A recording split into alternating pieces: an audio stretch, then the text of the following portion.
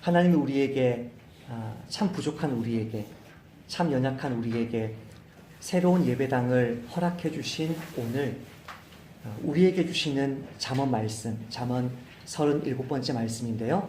이 잠언 말씀은 우리가 우리 자신이나 또 우리의 교회, 내가 관계 맺고 있는 사람들, 그 인간관계 속에서, 그 공동체 속에서 어떻게 하면 아름답고 평화로운 공동체를 세울 수 있는지를 보여주는 말씀입니다. 제가 숫자를 하나 노트에 적어 보았는데요. 2005년 말 4, 이게 뭐에 관한 것인지 한번 맞춰보세요. 2016년 말 14, 2017년 말 16, 그리고 2018년 말 현재 20. 네, 정회원 숫자입니다. 나그네 교회가 지난 3년간 4명이 14명으로 또 16명으로 조금씩 성장해 가면서 우리가 그 속에서 어떻게 하면 평화롭게 그 관계를 갖고 와야 갈지, 또 그 안에서 생기는 긴장과 갈등을 어떻게 해결해 나가야 될지는 더 큰 이슈이고 더 큰 어려움이고 더 많은 기도와 말씀을 가지고 집중해야 될 영적인 문제일 것입니다. 새로운 예배당으로 들어온 이날, 지난 한 두세 달 전에 감정을 다루면서 분노의 문제를 다룬 적이 있지만, 특별히 공동체를 세우는 그 부분에 있어서 분노를 어떻게 다룰 것인가가 오늘 두 번째 말씀인데, 아름다운 예배당에 들어온 오늘 하나님은 우리에게 어떻게 하면 너희들 안에 참다운 평화와 참다운 동역을 이룰 수 있을지를 말씀하고 계십니다. 우리는, 저와 여러분은 삼위일체 하나님의 형상대로 지음받았습니다. 삼위일체 하나님의 형상대로 지음받은 사람의 그 자체로는 굉장히 선한 구조가 무엇이냐면요, 두 사람만 모여도 그 사이에서 역학 관계가 생겨난다는 것입니다. 동등합니다. 다 정말 존귀한 사람들입니다. 성부 하나님, 성자 하나님, 성령 하나님. 그러나 그 안에 질서가 있습니다. 역학 관계가 있습니다. 누가 이끌 것인가, 이 가정을. 누가 따를 것인가, 이 교회에서. 누가 이끌고 누가 따르고 누가 책임을 지고 누가 도와줄 것인가에 대한 인식이 자연스럽게 생겨나는 사회적 존재가 사람입니다. 사람이 그렇게 창조된 것입니다. 누가 이 상황을 책임지고 이끌어갈 것인가, 의식하든 의식하지 못하든 우리는 늘 이 질문을 스스로에게 하고 그 답에 따라서 행동합니다. 내가 나서야 할 때 나서고 내가 따라야 할 때 따릅니다. 여러 인간관계들 중에서, 여러 교회들 중에서 누가 나서고 누가 따를지에 대한 공감대가 형성되어 있으면 그 속에는 질서가 있고요, 평화가 있고요, 화목이 있습니다.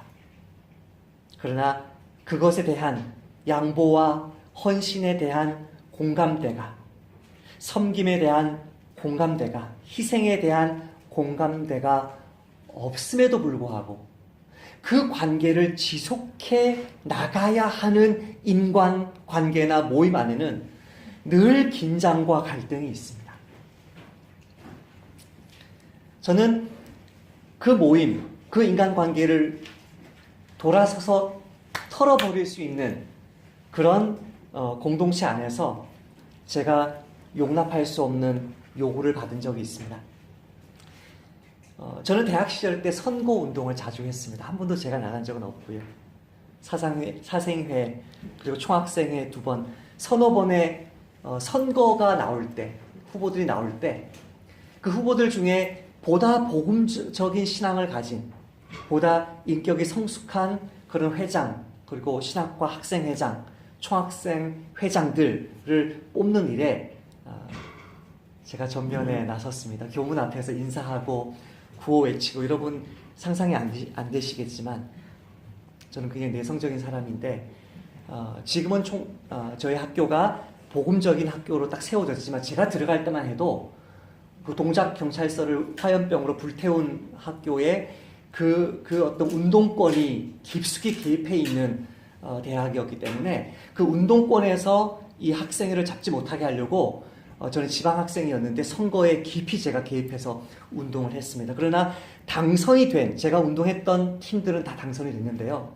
당선이 된 그 회장들의 콜링을 단 한 번도 받아들인 적은 없습니다. 어떤 부장을 맡아달라, 뭘 해달라, 그것은 하지 않았습니다. 제 역할은 그런 학생회를 출범시키는 일까지라고 생각했습니다. 4년 동안.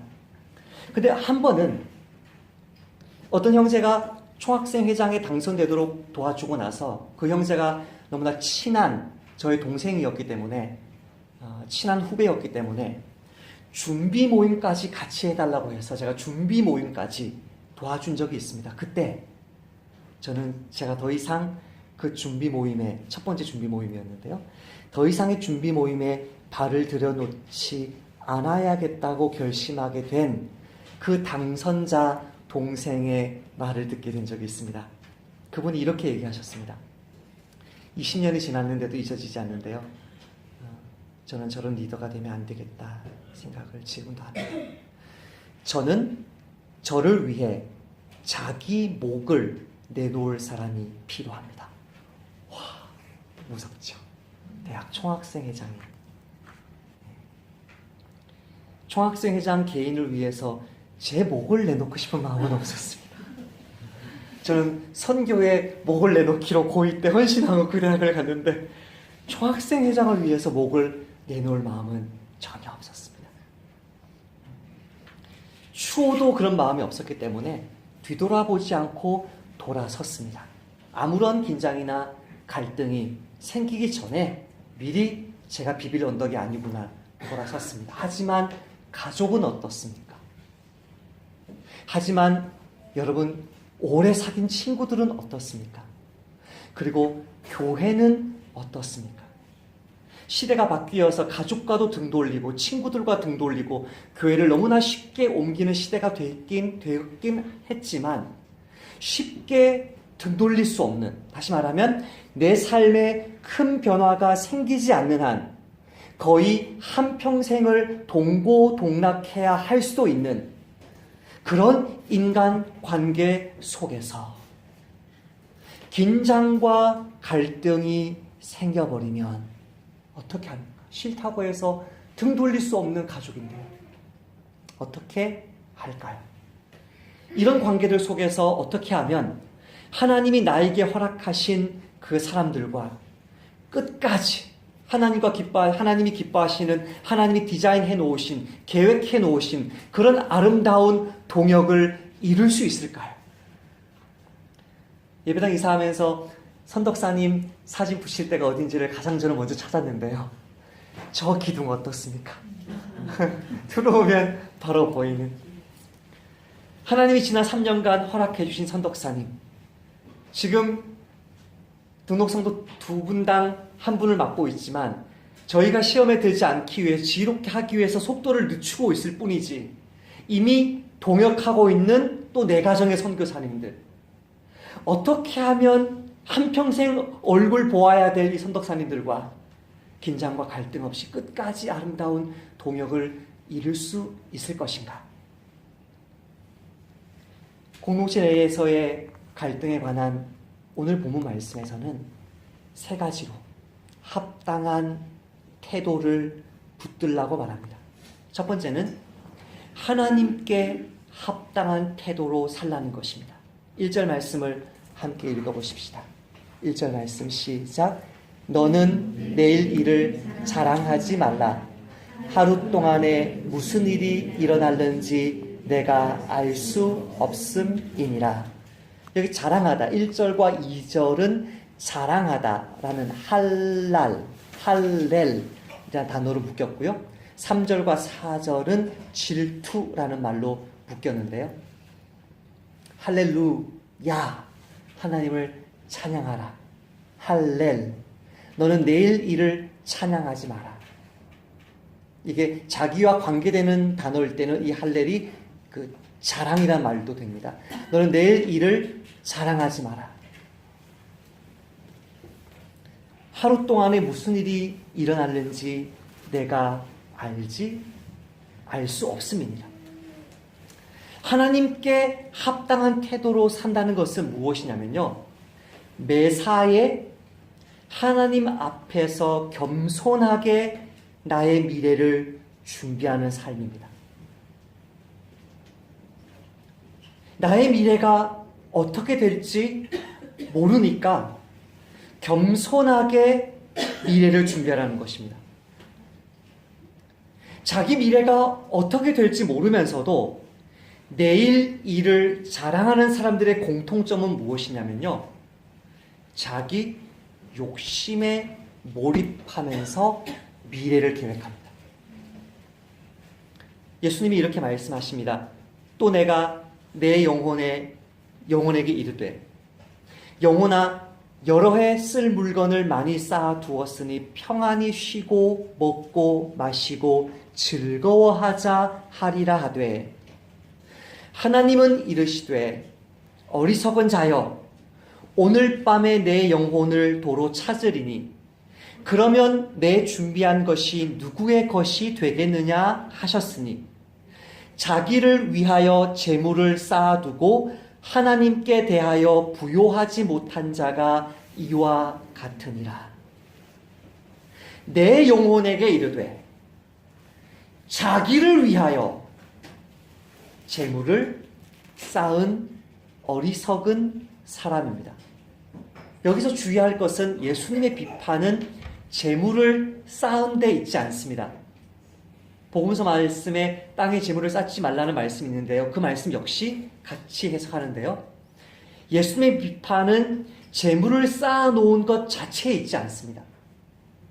그렇다면 가난한 자들에게, 굶주린 자들에게 그 양식 나누어 주려고 그 양식을 쌓아두었던 요셉도 어리석은 자가 될 것이고, 전달할 후원금에 루트가 없어가지고 그 후원금을 몇천 불을 쌓아두었다가 몇 년간, 최근 몇 주 전입니까?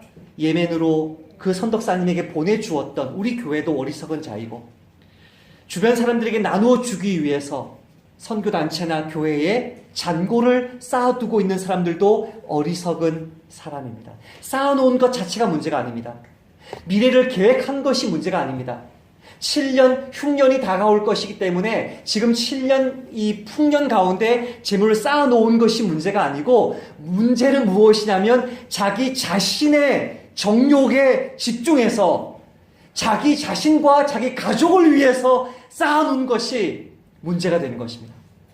만약에 이 부자가 자기 자신과 자기 가족을 위해서 쌓아둔 것이 아니라 자기 이웃을 위해서, 예수님을 모르는 사람들을 위해서, 선교와 구제를 위해서 그토록 많이 쌓아두었는데 갑작스러운 심장마비로 죽었다면, 이처럼 복된 타이밍이 어디 있습니까? 할렐루야. 아니, 그 엄청난 거를 이웃을 위해 쌓아두었는데 그거 내가 욕심 안 나겠습니까? 내가 그거 어떻게 다르게 전용하고 싶은 욕심 안 나겠습니까? 다른 이웃을 위해서 쌓아두었는데 갑자기 하나님 나를 불렀다. 그처럼 복된 타이밍은 없는 줄 믿습니다. 아멘. 아멘입니다. 저는 정말 주님이 그렇게 저를 불러주시기를 소원합니다. 문제는 쌓아둔 것이 아닙니다. 문제는 자기를 위해서 쌓아둔 것입니다. 그런 사람들은 주님 앞에서 너무나 교만하고 어리석다는 것입니다. 야고보 사도도 같은 말씀을 하십니다. 오늘이나 내일 어느 도시에 가서 과연 가게 될까요? 1년 동안 거기서 지내며 과연 지낼 수 있을까요? 장사하여 과연 장사가 될까요? 돈을 벌겠다. 얼마나 벌까요? 그렇게 말하는 사람들이여 들으십시오. 여러분은 내일 일을 알지 못합니다. 여러분의 생명이 무엇입니까? 여러분은 잠깐 나타났다가 사라져버리는 안개에 지나지 않습니다. 그 안개 70년 간다고 해서 안 사라집니까? 그 안개 몇십 년 있는 것 같아서 그게 영원히 있을 안개입니까? 저와 여러분은 안개예요. 안개. 따라서 합시다. 나는 안개다. 나는 불꽃이다. 여러분은 내일 일을 알지 못합니다. 여러분의 생명이 무엇입니까? 여러분은 잠깐 나타났다가 사라져버리는 안개에 지나지 않습니다. 도리어 여러분은 이렇게 말해야 할 것입니다. 주님께서 원하시면 우리가 살 것이고, 주님이 원하시면 나그네 교회에 몇 년 더 갈 것입니다. 또 이런 일이나 저런 일을 할 것이다. 그런데 여러분은 지금 우쭐 대면서 자랑하고 있습니다. 그와 같은 자랑은 다 악한 것입니다. 와, 직접적으로 얘기했습니다. 악입니다. 그게 죄입니다. 야고보 사도의 비판은 사업을 계획한 것 자체에 있지 않습니다. 그렇다면 선교 사업도 목회 사업도 전부 다 어리석은 것이죠. 그러나 사도 바울은 로마서를 쓰면서 자기가 스페인으로 갈 것을 계획하고 있습니다. 15장에. 저희 나그네 교회도 매년 목회와 선교 사업을 계획해 왔습니다. 문제는 계획하는 것 자체가 아니고 자신의 계획대로 모든 것이 이루어질 것이라고 생각하고 그 어마어마한 돈을 주식에, 부동산에, 펀드에 자기 자신을 위해서, 자기 가족을 위해서 투자하는 것이 악한 것입니다. 하나님의 뜻에 몰입한 것이었다면 자신의 계획이 틀어지는 것이 성공하는 것입니다. 다시요. 하나님의 뜻에 몰입한 투자였다면 나의 계획이 무너지는 것이 성공하는 것입니다. 그런 틀어짐이, 그런 무너짐이 곧 내 삶 가운데 하나님의 뜻이 진행되고 있구나. 그렇게 철저하게 계획했는데, 그렇게 철저하게 계산했는데 나의 계획이, 나의 선교 사역 계획이든 나의 목회 계획이든 나의 비즈니스든 그것이 무너지고 틀어진다면 하나님의 뜻이 우리 삶 가운데 진행되고 있다는 증거인 줄 알고 감사하시기를 축복합니다. 그러므로 하나님께 합당한 태도가 무엇입니까? 하나님께 합당한 태도는 하나님이 지금 내게, 앞으로가 아니고요, 하나님이 지금 내게 허락하신 사람들을 위해서 최선을 다하는 거예요. 하나님이 지금 내 주변에 보내주신 분들을 위해서 최선을 다해서 계획하는 삶이에요. 자기 자신을 위해서가 아니고요. 몇 가지 나그네 교회 지체들에게 이게 지금 연말과 타이밍이 맞게 온 본문이기 때문에 저와 여러분에게 몇 가지 계획을 하면서 이번 주간에 묵상을 해보았습니다. 나그네 교회 첫 1년 그 과정에 제가 가지고 있는 3년 과정의 훈련 프로그램 중에 1년을 마치신 분이 계십니다. 이 분들을 목자, 선덕자로 세웠는데요. 이 목자, 선덕자님들은 주님이 나에게 허락해 주신 목원들을 앞으로 6개월간, 1년간 어떻게 섬길지 계획해 보셨습니까? 고하용조 목사님이 그렇게 말씀하셨다고 합니다. 제가 직접 듣지는 못했는데 사랑하면 창의적이 된답니다. 사랑하면. 남편이 아내를 사랑하면 아내를 어떻게 기쁘게 해줄 수 있을까 막 창의적이 된대요. 아내가 남편을 사랑하면 남편을 어떻게 기쁘게 해줄까 막 창의적이 된대요. 목사가 성도를 사랑하면, 목자가 목원들을 사랑하면 어떻게 이들의 피로들을 채울 수 있을까? 막 머리가 좋아하신다는 거예요. 하영주 목사님 말씀이. 서기로 세움 받으신 분, 부장으로 세움 받으신 지체들, 우리 나그네 교회 성도들을 위해서, 그리고 오해 말고 들으십시오. 목사나 우리 나그네 교회 지체들을 위해서 어떻게 이 교회를 아름답게 섬길지 계획해 보셨습니까? 나그네 교회 성도들을 목장 이렇게 하면서 세 번째 이런 노트에 이런 글을 써보았습니다. 나그네 교회 성도로서 어떻게 하면 교회에 보다 깊이 제대로 소속될지 고민해 보셨습니까? 만약에 나그네 교회 부름 받았다면 말입니다. 저와 여러분이. 목사님, 저는 어떻게 섬겨야 될지 잘 몰라요.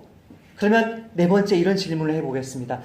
나그네 교회 성도로서 어떻게 하면 내가 제대로 훈련받을지 계획해 보셨습니까? 저는 그런 고민을 한 2달 전부터 해보았습니다. 여러분이 목사님 너무 꿈이 거창해요 하실지 모르겠지만 믿음의 귀로 한번 들어주시기 바랍니다. 첫 번째, 토요 새벽 기도회가 안 되니까 금요 기도회로 바꿔야 되겠다. 그래서 공용 이메일 계정을 만들어서 나그네 교회에 오시는 모든 선덕사님들의 기도 편지가 그 공용 기도 메일에 들어오게 해서 매주 금요일마다 기도하는 것이죠. 누가 오든 상관없어요. 우리 가족 소코트라에서 매일 예배 드렸던 것처럼 가정 예배를 금요일날 교회에서 드리는 거죠. 할렐루야. 네, 4명 확보됐습니다. 4명 확보. 네. 그래서 금요 기도를 하고 싶어요. 그래서 그냥 제가 넣어버렸어요. 주보에. 두 번째, 여기 지금 사모물산이 가까워지지 않았습니까? 직장이. 네. 직장인 수요 예배하면 어떨까? 12시마다 정오에 예배를 드리는 거예요. 김밥 사놓고 직장인이 몇 명 오든 상관없이 매주마다 수요일마다 예배 드리는 거예요. 그래서 제가 그냥 무식하게 1월 달에 제가 선교 사역을 마치면 무식하게 그냥 제가 기도하면서 걸으면서 사모물산을 돌 생각이에요. 돌면서 하나님 크리스찬을 만나게 해주세요. 신우회를 만들고 싶은 사람을 만나게 해주세요. 저희 교회에 와서 직장인 수요 예배 참석할 신자가 생기게 해주세요. 물론 우리 교회에 데리고 오는 건 아니에요. 수요 예배 때 직장 선교를 하는 거예요. 직장인 수요 예배 생기면 어떻겠습니까? 할렐루야죠. 할렐루야죠.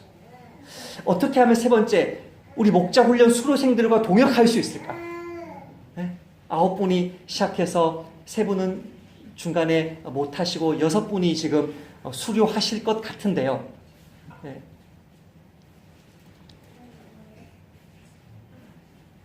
훈련하실 때는 매일 말씀 기도를 보내셨는데 훈련이 끝나니까 한 분 빼놓고 아무도 안 보내셔서 어떻게 하면 이분들을 계속 팔로우업 할 수 있을까? 그런 생각을 해보았어요.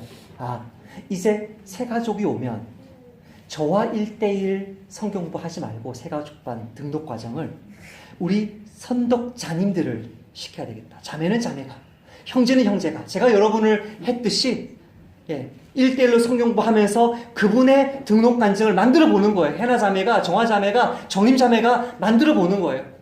어떻습니까? 목사님 꿈 깨세요. 우리는 못해요. 저의 체력은 한계가 있고 시간은 한계가 있는데 이 1년 과정을 마치신 분들을 2년째 과정을 따로 하고 지금 형제들 자매들이 2-3명씩 내년 훈련을 신청하셨는데 구두로 신청하셨는데 그분들을 또 따로 해서 4개 모임을 만드는 것은 저에게 불가능하기 때문에 목자 훈련과 신학 훈련을 어떻게 병행할 수 있을까? 여러 가지 많은 고민들을 2달째 하고 있습니다. 사랑하면 창의적이 됩니다. 사랑하면 하나님이 지혜를 줍니다. 나의 탐욕, 나의 계획에 몰입하는 이기적이고 교만한 태도, 악하고 어리석은 태도를 버리고 하나님의 바람, 하나님의 계획에 사로잡혀서 지금 현재 하나님이 나에게 허락해 주신 내 이웃, 내 성도들을 위해서 내 몸을 바치는 사람을 통해서 아름답고 평화로운 교회가 세워질 줄 믿습니다. 두 번째로, 자신에게 합당한 태도로 살아야 합니다. 2절 말씀을 같이 한번 읽어보시겠습니다. 시작. 타인이 너를 칭찬하게 하고 내 입으로 하지 말며 외인이 너를 칭찬하게 하고 내 입술로는 하지 말지니라. 자신에게 합당한 태도로 살아가는 것은요, 매사에 남의 평가에 나를 내맡기는 삶입니다. 이 말이 굉장히 어렵고요, 이렇게 하는 것도 어렵습니다. 남이 나를 어떻게 평가하든 상관없이 그것은 오히려 내가 나를 평가하는 것보다 더 정확할 것이다라고 가정하고 마음을 여는 것입니다. 마음이 열려있는 것입니다. 영어로는 teachable하다고 그러는데요, 정말 가르침을 주면 가르침을 받는 사람입니다. 모든 사람은 자기 중심적이기 때문에 자기 자신을 제대로 평가할 수 없습니다. 그렇죠? 모든 사람은 자기 중심적이기 때문에 자기를 제대로 평가할 수 있는 눈이 없습니다. 하지만 자기의 실상을 모르면서도 자기를 자랑하는 사람들은 남의 평가받기를 너무도 싫어합니다. 잠언 12장 15절 말씀입니다. 미련한 자는 자기 행위를 바른 줄로 여기나 지혜로운 자는 권고를 충고를 듣느니라. 미련한 자는 자기 행위를 바른 줄로 여기나, 이 부분을 제가 직역해 보았습니다. 미련한 자의 길은 그 자신의 눈에는 고다도입니다. 저는 지금 바른 길을 가고 있어요. 저의 사업, 저의 신앙생활, 저의 가정생활, 저의 인간관계, 저는 지금 바른 길을 가고 있어요. 지난 30년, 40년, 5, 60년 내 몸에 익은 이 생활태도, 이 신앙생활, 이것에 만족합니다. 이게 누구예요? 미련한 자예요. 미련한 자예요. 그 사람이 누구인지는 성숙하면 성숙할수록 주변 사람들이 제대로 봅니다. 최근에 저는 10년 가까이 교제했던 한 형제를 다시 만났습니다. 그 형제와 제가 10년 가까이 교제하면서 제 마음속에 10년 가까이 계속 내 마음에 머물렀던 생각은 무엇이냐면요, 왜 이 형제는 그 형제가 자신이 저를 통해서도 배울 수 있다는 사실을 모를까? 그 생각을 저는 10년 동안 했습니다. 왜냐하면 만날 때마다 본인 얘기하고 끝나는 거예요. 1시간이고 2시간이고. 그것도 본인 자랑. 내가 얼마나 목회를 잘하고 얼마나 선교를 잘하는지에 대한 그 자랑. 그러나 사실 제가 그 주변 사람들로부터 듣는 이야기는 저분은 만날 때마다 자기 고집을 너무나 부리기 때문에 우리가 대화가 안 됩니다. 목사님이 저 사람을 좀 변화시켜 주십시오라고 말했던 그 형제를 다시 만났는데, 이번에도 3시간 그분 이야기만 듣고 헤어졌습니다. 사도 바울은 거짓 교사들에 대해서 이렇게 말합니다. 우리는 자기를 내세우는 사람들과 같은 부류가 되려고 하거나 그들과 견주어 보려고 하지 않습니다. 그러나 그들은 자기를 척도로 하여, 자기를 자로 삼아서 자기를 재고 자기를 기준으로 하여 자기를 견주어 보고 있으니 어리석기 짝이 없습니다. 우리는 마땅한 정도 이상으로 자랑을 하려고 하지 않습니다. 우리가 여러분에게 다다른 것도 하나님께서 우리에게 정하여 주신 한계 안에서 된 일입니다. 자랑하려는 사람은 주님 안에서 자랑해야 합니다. 참으로 인정을 받는 사람은 스스로 자기를 내세우는 사람이 아니라 주님께서 내세워 주시는 사람입니다. 지혜로운 사람은 어떤 사람입니까? 나그네 교회 안에서 여러분이 서가야 될 모습이 어떤 모습입니까? 지혜로운 사람은요, 타인의 평가에, 절대 타자이신 하나님의 평가에 나 자신을 내어 맡깁니다. 하나님이 나를 선교사로 세우지 않으셨는데, 하나님이 나를 리더로 세우지 않으셨는데, 그것 때문에 섭섭해하지 않습니다. 저는 지난 3년 반 동안 나그네 교회를 세우고 나서요, 그런 이야기를 많이 들었습니다. 많이. 우리 나그네 교회 성도들에게. 왜 저 이거 안 시켜줍니까? 왜 저 이거 안 시켜줍니까? 하나님이 나를 주변 사람들을 통해서나 교회를 통해서나 리더들을 통해서 세우지 않으셨을 때 잠잠히 하나님의 능하신 손 아래에서 겸손한 것입니다. 저는 제가 담임 목사가 될지를 꿈에도 생각하지 못했습니다. 저는 2인자가 너무나 편하기 때문에 내가 만약 저평가되었습니까? 여러분 저평가주 아시죠? 너무나 건강한 회사인데 그 회사 주식은요 저평가되어서 너무나 싸요. 그 주식 안 사겠습니까? 내가 나그네 교회 안에서 이 세상 속에서 내가 소속된 단체 안에서 저평가된 사실을 하나님이 모르시겠습니까? 그 사람은요 하나님을 닮은 성숙한 다른 성도들이나 하나님의 안목을 가진 다른 목사나 하나님의 마음을 품은 다른 친구들을 통해서 너무나 귀한 대접을 받는 것은 시간 문제입니다. 그러므로 자신에게 합당한 태도는 나에 대한 하나님과 타인들의 말에 늘 경청하는 것입니다.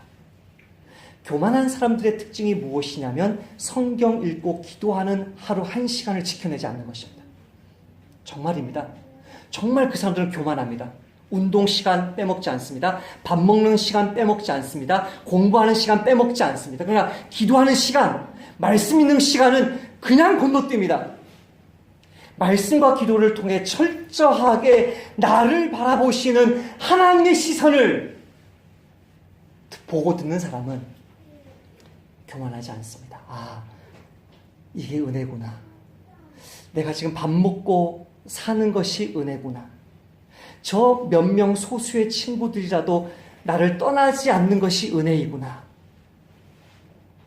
두 번째로 자신의 평가에 대해서 자기 자신이 자기를 자랑하지 않는 사람은 잘못했을 때 변명하지 않고 즉시 시인하는 것입니다. 여러분 자녀를 낳아서 키워보시면 자녀가 언제 어른이 되었는지를 판단할 수 있는 시금석이 있습니다. 자녀가 언제 어른이 된지를 알 수 있냐면요. 그 아이의 나이에 상관없습니다.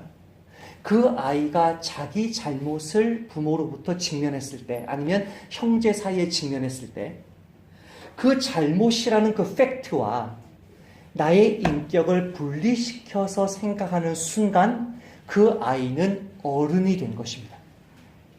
그러나 여러분 선교사가 되어 보십시오. 목사가 되어 보십시오. 어른이 되어서 직장에 들어가 보십시오. 잘못을 지적했는데 그 잘못을 자기에 대한 공격으로 알고 그것 때문에 분노하는 어른들을 많이 만날 것입니다. 그분들은 성인 아이입니다. 지난 3년 반 동안 여러분이 저에게 저의 잘못된 팩트를 지적했는데 제가 그것 때문에 화를 내었다면 저는 여전히 성인 아이입니다. 어떤 태도라고요? 다른 사람 앞에서 잘못했을 때 변명하지 않고 즉시 죄송합니다. 잘못했습니다. 용서해 주십시오라고 말하는 것입니다. 세 번째 한 걸음 더 나가볼까요?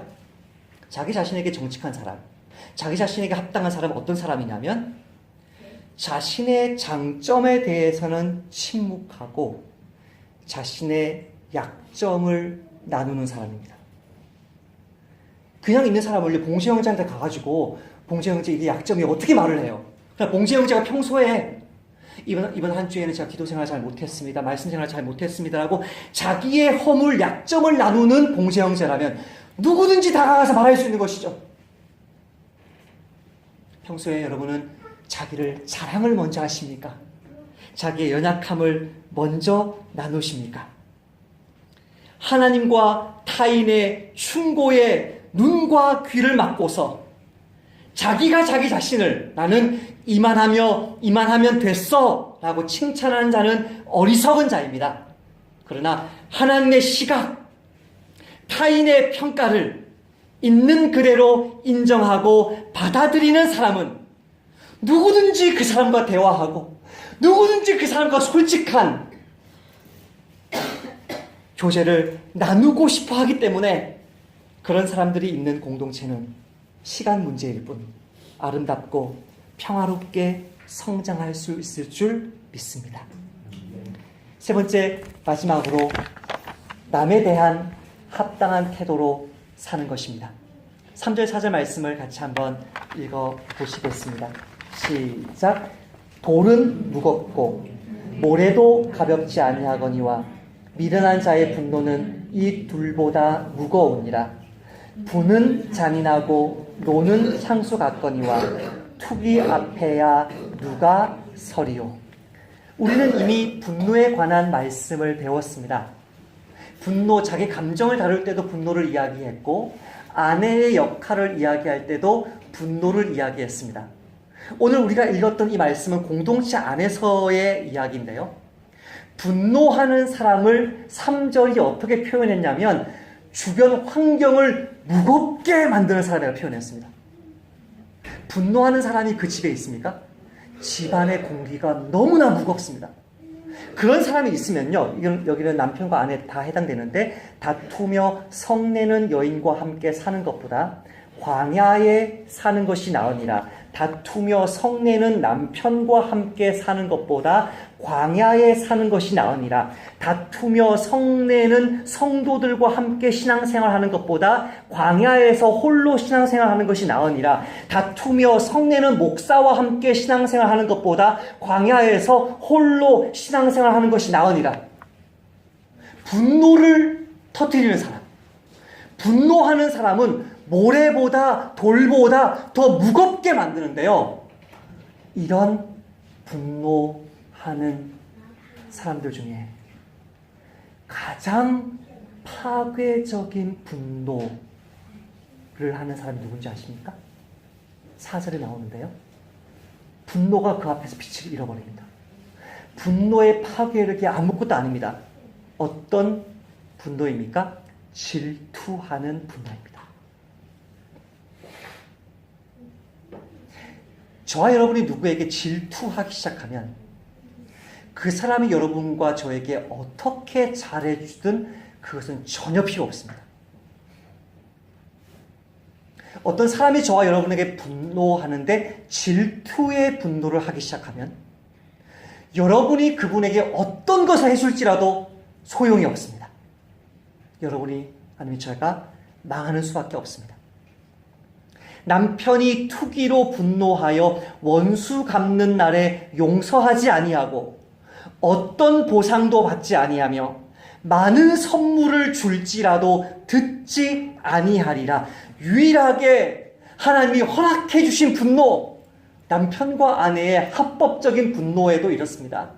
하나님과 성도 사이에 합법적인 분노도 이러할진데 하나님이 미워하시는 분노, 미워하시는 질투, 그 어떤 것으로도 보상이 안 됩니다. 언제 이 질투가 끝나죠? 질투하는 그 대상이 쓰러지면 그 분노가 끝납니다. 여러분 얼마나 무섭습니까? 얼마나.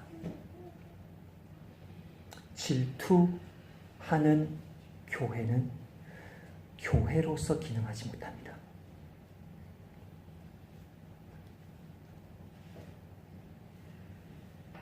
근데 잠언에서 질투를 이야기할 때 남이 죽을 때까지, 남이 쓰러질 때까지 멈추지 않는 분노라고 표현했는데 그러면 질투하는 당사자는 어떻게 될까요? 이렇게 이야기합니다. 평온한 마음은 육신의 생명이나 질투는, 시기는 뼈를 썩게 하느니라. 질투는 분노인데, 독을 내뿜는 분노인데, 어떤 분노이냐면 자기가 쓰러질 때까지 멈추지 않는 분노입니다.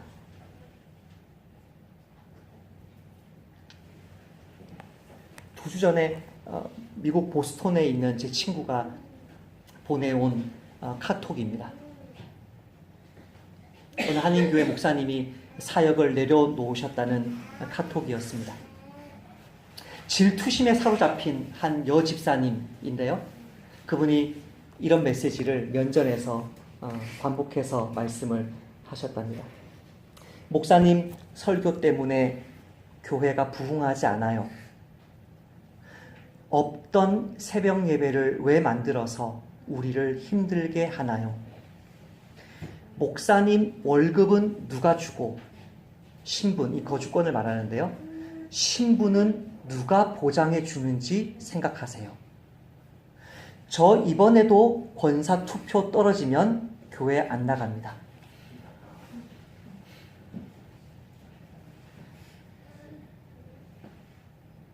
성도들 사이에, 여집사님들 사이에 질투가 시작되면 반드시 목사를 죽이고야 끝납니다. 이 목사님은 결국 목사직 내려놓고 청소 용역 업체에 들어가 버렸어요. 교회 내려놓고.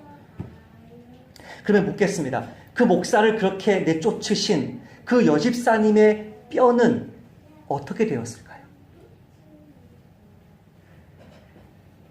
저에게 이 카톡을 보내신 목사님이 또 다른 카톡을 2주 후에 보냈는데요. 한인교회 안에서 목사님들 간의 사이의 질투가 장난이 아니랍니다.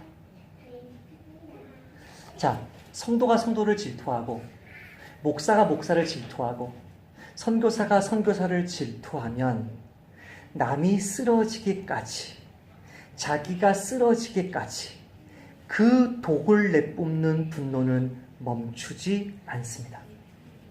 시기하는 관계는 모든 인간관계를 파괴합니다. 나그네 교회 지금 20명밖에 되지 않습니다. 나그네 교회 20명밖에 안 되는 나그네 교회 성도들이 이 좁은 공간을 나눴습니다. 이 작은 사역, 이 작은 재정을 나눴습니다. 시기하면 나그네 교회는 무너질 것입니다. 저와 여러분 가운데 남아있는 친구들은 시기하지 않는 친구들만 남아있습니다. 그러므로 타인에게 합당한 태도가 무엇입니까? 따라서 합시다. 타인이 잘 되는 것을 진심으로 기뻐하자. 타인이 잘 되도록 진심으로 도와주자. 그것밖에 없어요. 목사님이 얄미워도, 어느 성도가 조금 얄미워도 진심으로 도와주고 섬겨주면요, 결국 그 가정은 무너지지 않아요. 그 교회는 무너지지 않아요. 나그네 교회 신한 3년 3개월 어떻게 왔습니까? 부족한 목사, 부족한 성도들인데 끝까지 품어주지 않으셨습니까? 나그네 교회 몇 년 더 갈지 우리는 알 수 없으나, 어느 정도의 선교와 구제 사역을 감당할지 우리는 알 수 없으나, 남은 나그네 교회의 미래가 나보다 잘하는 사람들 끝까지 세워주고 섬겨주고 축복해주고 도와주는 그런 아름다운 섬김들만이 가득하기를 주님의 이름으로 권면드립니다. 주님 감사합니다. 새로운 예배당을 허락해 주신 이때에 하나님 앞에서 또 저 자신에게, 또 우리의 지체들에게 어떤 태도로 살아야 이 교회가 세워질지를 알려주셔서 감사합니다. 주 하나님, 하나님께 모든 것을 내어 맡기며 공동체를 위해서, 이웃을 위해서 내 모든 것 투자하지 못하고 지난 수십 년간 나 자신과 가정만을 위해서 살았던 악한 죄악을 용서해 주십시오. 남이 나에게 말하는 것 듣기 싫어서, 또 하나님의 말씀 규칙적으로 먹고 마시기 싫어서 너무나 귀를 막고 나 자신을 친구들 앞에서 높였던 이 거짓된 목사와 성도들의 죄악을 용서해 주십시오. 남이 조금 잘 되는 것, 남이 조금 교회 안에서, 선교단체 안에서 더 많은 권리를 누리는 것 때문에 배 아파하고 미워했던 우리의 죄악을 용서해 주십시오. 살아계신 하나님 아버지, 우리를 한 몸으로 부르신 그 주의 뜻이 이루어지기를 원합니다. 이 예배당에서 얼만큼 더 저희를 살게 하실지 알지 못하나 우리의 이웃들, 열방의 선교사님들, 무엇보다도 우리 나그네 교회 성도들을 진심으로 사랑하고 섬기는 나그네 교회로 세워지게 하옵소서. 예수님의 이름으로 기도하옵나이다.